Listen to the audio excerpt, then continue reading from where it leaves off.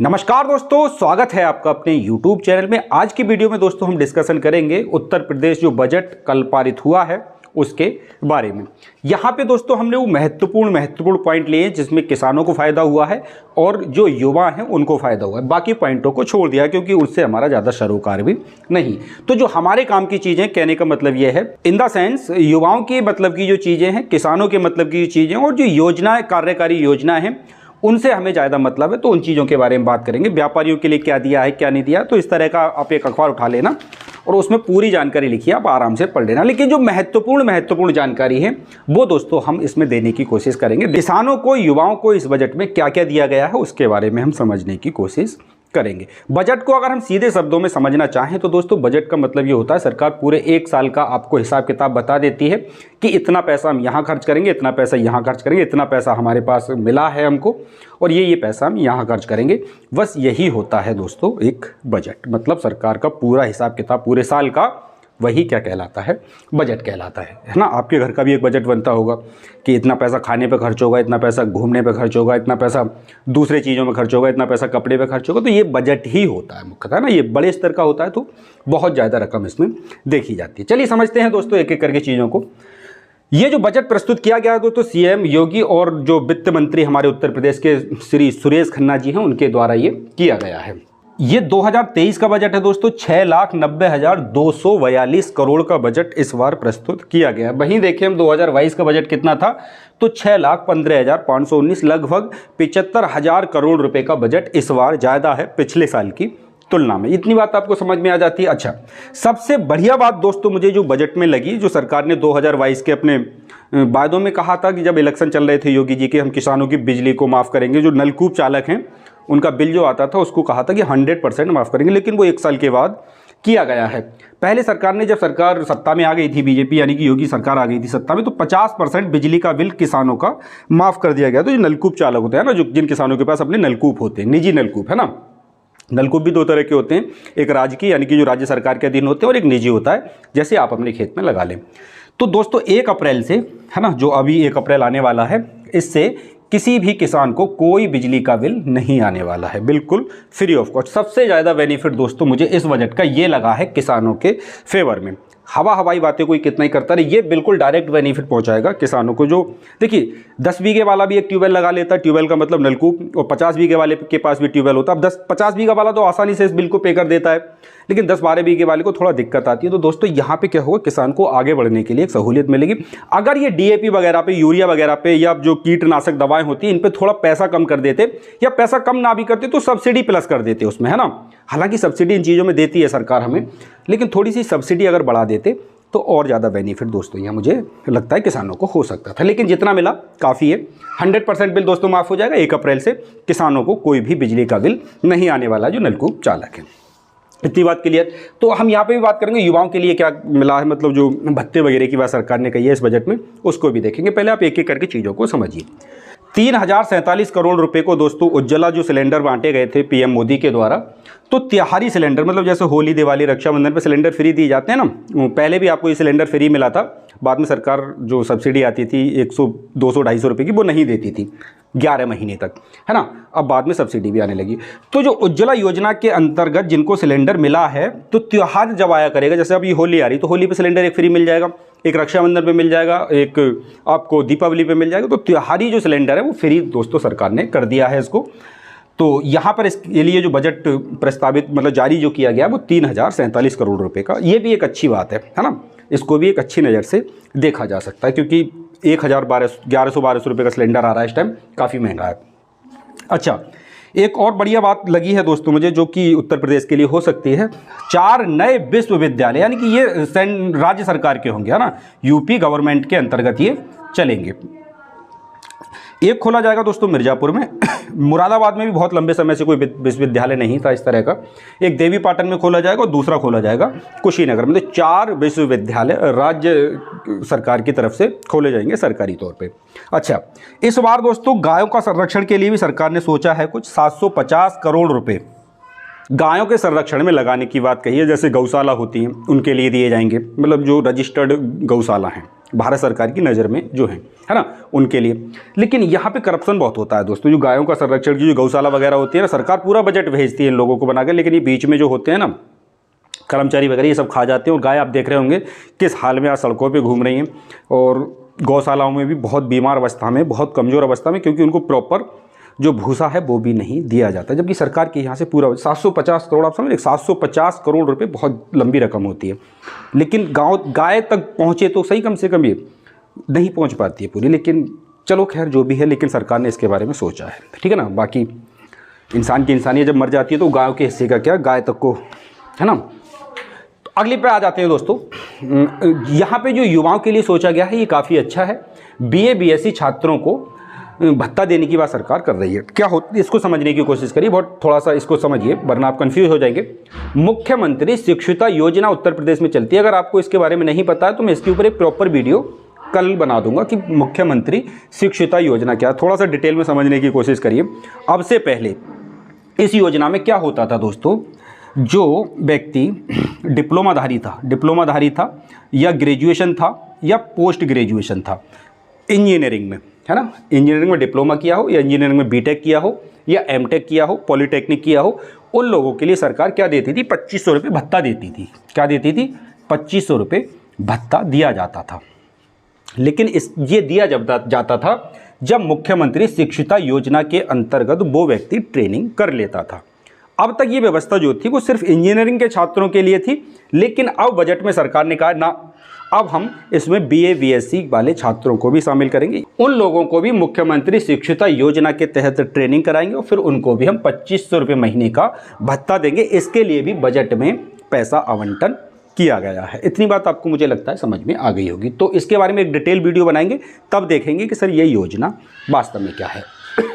अच्छा, स्वयं सहायता समूह, इसके ऊपर मैं काफ़ी सारी वीडियो बनाता रहता हूँ। SHG सेल्फ हेल्प ग्रुप, है ना, 1,07,000, मतलब समझ रहे हो, 1,07,000 सेल्फ हेल्प ग्रुप अपने उत्तर प्रदेश में इस टाइम चल रहे हैं। तो एक बहुत बड़ी यूनिटी इन लोगों की बन चुकी है सेल्फ हेल्प ग्रुप वालों के लिए। अगर आप में से कोई बहन या माँ हमारी देख रही है इस वीडियो को, तो आप समझने की कोशिश करेंगे सेल्फ हेल्प एक बहुत बड़ी संस्था बन चुकी है आज के समय में, जो कि ग्रामीण आजीविका मिशन के तहत चलाई जा रही है। इसके ऊपर मैंने बहुत डिटेल वीडियो इसी चैनल पर बनाए हैं। इसके लिए भी दोस्तों बजट प्रस्तावित किया गया है ना। MSME के तहत कुछ लोन दिया जाता है इनको, सूक्ष्म माइक्रो फाइनेंस योजना चलाती है बैंक एक, इन लोगों के लिए, सेल्फ हेल्प ग्रुप वालों के लिए। तो वहाँ पे मैं और इसके बारे में डिटेल में बता दूंगा अगर आप जानने के इच्छुक होंगे तो इनको भी ध्यान में रखा गया है। अच्छा, एक और अच्छी योजना जो गरीबों के हित में सरकार ने सोचा है, 12,39,000 लगभग प्रधानमंत्री आवास योजना के तहत दोस्तों ये बनाए जाएंगे। और इसके लिए बजट प्रस्तावित किया है उत्तर प्रदेश सरकार ने, 5,966 करोड़ रुपए का बजट प्रस्तावित किया गया है। इतनी बात आपको समझ में आ जाती है। मतलब कहने का यह है कि सरकार का लक्ष्य है कि 2025 तक कोई भी व्यक्ति ऐसा ना रहे जिसके पास अपना निजी मकान ना हो। ये वाली बात मुझे लगता है समझ में आ गई होगी। अच्छा, अगली एक बात, जो ये योजना मुझे सबसे ज़्यादा फालतू की योजना लगती है दोस्तों, जो यहाँ पे लिखा है ना, युवाओं के लिए स्मार्टफोन। युवाओं को स्मार्टफोन देने, किसके पास स्मार्टफोन नहीं? आप जो वीडियो देख रहे हैं स्मार्टफोन में देख रहे हैं, क्या सरकार ने दिया है आपको? अरे सबके पास स्मार्टफोन है। आप उनको रोजगार के रास्ते बताइए। अगर आप रोजगार देने में सक्षम नहीं है तो उसको भत्ता दीजिए। भाई जैसे मैं हूँ, मैं पोस्ट ग्रेजुएशन हूँ और मेरे पास कोई नौकरी नहीं, तो मेरे बारे में सरकार को सोचना चाहिए, भाई मेरे को ये स्मार्टफोन का मैं क्या करूँगा, बताओ क्या करूँगा? मैं बेरोजगार हूँ, मेरे को खाने को रोटी नहीं है, तो मैं इस मोबाइल का या लैपटॉप का रख के करूँगा क्या? मेरे को आप बताइए ना कि मुझे रोजगार कैसे मिलेगा। अगर मेरे पास रोजगार नहीं तो मुझे ट्रेनिंग कराइए। अगर मैं ट्रेनिंग नहीं कर पा रहा हूँ या फिर मैं अक्षम हूँ, कुछ भी नहीं कर पा रहा हूँ, तो मुझे कुछ ना कुछ तो भत्ता दीजिए। ये स्मार्टफोन जैसे लॉलीपॉप मत पकड़वाइए। ये बहुत, मुझे ये बिल्कुल अच्छी योजना नहीं लगी। लैपटॉप वाला तो बात समझ में आती है कि भाई लैपटॉप की एक ज़माने में अखिलेश ने जब बांटे थे तब ज़रूरत थी लोगों को। स्मार्टफोन तो आज सबके पास है। जो चीज़ सबके पास है उसे आप दे रहे हो तो उसकी मुझे नहीं लगता है कोई वैल्यू होनी चाहिए। लैपटॉप जब अखिलेश जी ने बांटे थे तब लैपटॉप की लोगों को ज़रूरत थी, तब सबके पास लैपटॉप तक पहुँच नहीं थी, क्योंकि लैपटॉप उस टाइम बड़ा महंगा आता था और ज़माना वो 2010-12 का है। तो आप समझने की कोशिश करें, उस टाइम से लोग बहुत परिचित हुए थे लैपटॉप से और काफ़ी काम भी आए थे। लोगों ने उससे बहुत सारे काम भी किए, कुछ ने उसका मिसयूज किया, कुछ ने लेने के 1-2 महीने बाद ही बेच दिए थे, वो एक अलग बात हो जाती है। लेकिन ये स्मार्टफोन वाली योजना नहीं होनी, क्योंकि इसके लिए बहुत लंबा बजट जारी हुआ है। 3600 करोड़ रुपये, 3600 करोड़ में सोचो क्या क्या नहीं हो सकता है। कई सारे विश्वविद्यालय बनाए जा सकते हैं, कई सारे ट्रेनिंग सेंटर खोले जा सकते हैं, कई हजार लोगों को इसके तहत भत्ता दिया जा सकता है जो डिजर्व करते हैं भत्ता। मान लो कोई व्यक्ति 40 साल का हो गया, उसे नौकरी है ना कुछ है उसके पास, है ना, ज़मीन भी नहीं है बेचारे के पास, कोई ढंग का नौकरी भी नहीं है, तो उसे लगभग 4 से 5 हज़ार रुपये बेरोजगारी भत्ता मिल जाएगा, तो उसकी गाड़ी थोड़ा पटरी पे आ जाएगी, है ना, अच्छे से चलने लगेगी। लेकिन पता नहीं सरकार सलाह कौन देता है ऐसी चीज़ों की। खैर जो भी है, एक ये फालतू का पता नहीं क्या काम कर दिया। अरे जो व्यक्ति एलएलबी कर सकता है, एलएलबी के बाद ट्रेनिंग कर रहा है, मतलब प्रैक्टिस कर रहा है कोर्ट में खड़े होकर के, उसको 10 करोड़ रुपए का बजट दे दिया। किस चीज़ के लिए बजट दिया, इसको सुनोगे तो और हंसी आएगी आपको।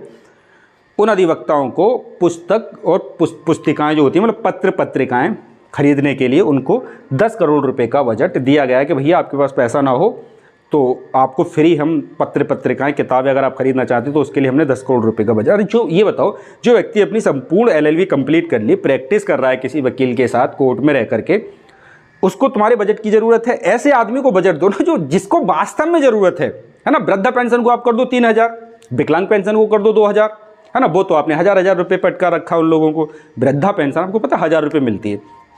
कोई व्यक्ति विकलांग है, 1 महीने में उसको 1,000 रुपये का विकलांग पेंशन आती है, तो उसको 1,000 कर के 2,000 कर दो आप। अब तो शायद बढ़ के कुछ और ज़्यादा होने की उम्मीद थी, पहले 500 थी, फिर उस 500 से बढ़ के 1,000 हुई, तो उसको बढ़ाओ ना। इन लोगों को जरूरत नहीं है इस चीज़ की, भाई ये पढ़े लिखे लोग। एलएलबी कोई ऐसा वैसा आदमी नहीं करता, क्योंकि एलएलबी अपने आप में खर्चीला कोर्स है। अगर आप प्राइवेट से करेंगे तो एलएलबी एक अपने आप में खूब खर्चे वाला कोर्स है और काफ़ी लंबा चलने वाला कोर्स है। इंटर के बाद 5 साल का और बीए के बाद 3 साल का कोर्स है ना। तो इसको बहुत सुलझा हुआ व्यक्ति करता है, हर कोई आदमी इसको नहीं करता है एलएलबी को। आप समझने की, बीए हर आदमी कर लेता है, बीएससी हर आदमी कर लेता है। तो उन लोगों के बारे में सोचो भाई जो डिजर्व करते हैं, है ना, जो नौकरी डिजर्व करते हैं, जो बेरोजगारी भत्ता लेना डिजर्व करते हैं, इन चीज़ों के बारे में सरकार को सोचना चाहिए। बहुत सारी बातें इस बजट में ठीक हैं, कुछ बातें बड़ी बेवकूफ़ी वाली हैं, जैसे कि युवाओं के लिए स्मार्टफोन। अरे भाई क्या मतलब, एक युवा के पास 2 स्मार्टफोन है यार, घर में 4 स्मार्टफोन है उसके। बेमतलब यहाँ पे 3600 करोड़ रुपए बर्बाद करे जा रहे हो।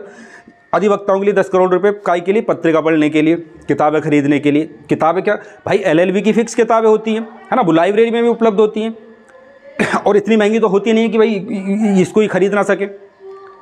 पता नहीं, गायों के संरक्षण के लिए ये बात समझ में आती है, बहुत अच्छा काम किया है। 4 नए, मतलब इस वाले बजट में ध्यान सरकार ने सबका रखा। मैं इस बजट की बुराई नहीं कर रहा हूँ, देखिए हर चीज़ में कुछ अच्छाई और कुछ बुराई तो होती है। ये वाली बात आप जब समीक्षा करेंगे तो आप भी जान पाएंगे। बजट बहुत अच्छा है और काफ़ी भारी भरकम बजट है ये, मतलब समझ रहे 6,90,242 करोड़ रुपए। मतलब अगर आपको गिनने के लिए अगर ये इतना रुपया दिया जाए तो कम से कम 20 साल आपको लग जाएंगे इस पैसे को गिनने में। इतना रुपया है ये, उम्र खत्म हो जाएगी आपकी। तो इस बजट में दोस्तों सब कुछ ठीक है, सबका ध्यान सरकार ने रखा है। मतलब जिनका नहीं रखना चाहिए था उनका भी रखा है, जैसे कि ये, है ना, जैसे कि ये युवा, तो उन लोगों का ध्यान। हालांकि बहुत सारी चीज़ें इसमें, जो वृद्धा पेंशन, विकलांग पेंशन चल रही थी, बेसहारा पेंशन चल रही थी, उनको सरकार ने बरकरार रखा, उनके लिए बराबर बजट आता रहेगा। मेट्रो के लिए भी, आगरा मेट्रो के लिए भी सरकार ने कई 100 करोड़ रुपए का बजट जारी किया, 560 करोड़ रुपए का लगभग बजट जारी किया है। और भी बहुत सारी कल्याणकारी योजनाएं जो उत्तर प्रदेश है, केंद्र सरकार की उत्तर प्रदेश में चल रही हैं, उनके लिए भी सरकार ने बहुत सारा सब्सिडी और बहुत सारी बजट उनके लिए देने की कोशिश की, जिससे कि सब लोगों का कल्याण हो सकेगा। तो मैंने दोस्तों इस बजट में आपको वो चीज़ें समझाने की कोशिश की जो आपके जीवन से ज़्यादा परिचित होती है, जैसे कि आवास योजना, है ना, स्वयं सहायता योजना, मुख्यमंत्री शिक्षिता योजना, इस पर तो पूरा वीडियो आ जाएगा आपका। कृषकों के लिए बिजली माफ, सबसे काबिल तारीफ अगर कोई काम किया होगी। 6ठे नंबर पे अब तक उत्तर प्रदेश में 5 राज्य ऐसे थे जो फ्री बिजली देते थे किसानों को, ठीक है। अब उत्तर प्रदेश उनमें 6ठा राज्य हो गया है जो बिजली फ्री देने वाला राज्य हो गया है। बहुत बढ़िया, मुझे सबसे बढ़िया चीज़ लगी है दोस्तों ये, है ना। भले ही मेरा उतना सरोकार नहीं है इस चीज़ से, मेरे पास ट्यूबवेल नहीं है, लेकिन जिनके पास ट्यूबवेल है उनको सोचना कि उनके पास कितनी, भाई कोई आदमी 10-12 हज़ार रुपये का साल का बिल उसका आता है, 10-12 हज़ार तो बचेंगे ना उसके, दूसरा काम करेगा वो, उसमें ट्रैक्टर की किस्त दे देगा। 3,047 करोड़ का उज्ज्वला योजना, ये भी ठीक है। मतलब जो उज्ज्वला योजना सभी को, मेरे जो गरीब लोग थे उनको मिला है, तो भाई त्यौहार पे वैसे भी खर्चा ज़्यादा होता है, आदमी सिलेंडर भरवाए या फिर राशन वगैरह का इंतजाम करे, कपड़े बनवाए, क्या करे बच्चों को, तो ये बहुत अच्छा काम हुआ है। बाकी सब चीज़ें दोस्तों ठीक। आप लोग इस बजट के बारे में दोस्तों क्या सोचते हैं, आप हमें अपनी राय कमेंट बॉक्स में जरूर लिखिएगा। और जो जरूरी बातें थी वही मैंने इसमें डिस्कस की हैं। अगर आप उसके बारे में और जानना चाहते हैं तो आज का अखबार उठाइए या फिर किसी भी वेबसाइट पर जाइए और वहाँ से जाके इसके बारे में और जानकारी ले लीजिए। परीक्षा की दृष्टि से इसमें किस किस तरह के क्वेश्चन बनेंगे, तो उसके लिए एक अलग से पीडीएफ तैयार करेंगे और उसका पीडीएफ का एक वीडियो बना करके, जो भी आगामी एग्जाम जैसे वीडियो का है, कंबाइंड टेक्निकल है, और भी 2-4 एग्जाम आने वाले हैं, तो वहाँ से भी 1-2 क्वेश्चन यहाँ से आ जाएगा कि इस योजना के लिए कितना बजट आया है, इसी बजट को प्रस्तुत किसने किया था, है ना, इस बजट को प्रस्तुत करता कौन है, कहाँ होता है ना, विधान परिषद में होता है या विधान मंडल में होता है, इस तरह की बातें काफ़ी सारी पूछी जाती हैं। टोटल बजट का क्या वो है, तो 6,90,000, ये सब आपको याद रखना है। पिछले वाला कितना था, पिछले वाले से कितना ज़्यादा है, ये सारी चीज़ें आपको से पूछी जा सकती हैं परीक्षा में। अगर उत्तर प्रदेश का आप एग्जाम देने जा रहे हैं तो उसको हम डिस्कशन कर लेंगे अगली वीडियो में, कोई दिक्कत वाली बात नहीं। आशा करते हैं दोस्तों ये वीडियो आपको काफ़ी पसंद आया होगा। अगर वीडियो अच्छा लगा है तो दोस्तों में शेयर करिए, चैनल पर नए सब्सक्राइब करके आप हमारे साथ हमेशा के लिए जुड़ सकते हैं। आप देख रहे थे माई बिग अपडेट चैनल को, मिलेंगे आपसे अगली वीडियो में, तब तक के लिए जय हिंद जय भारत।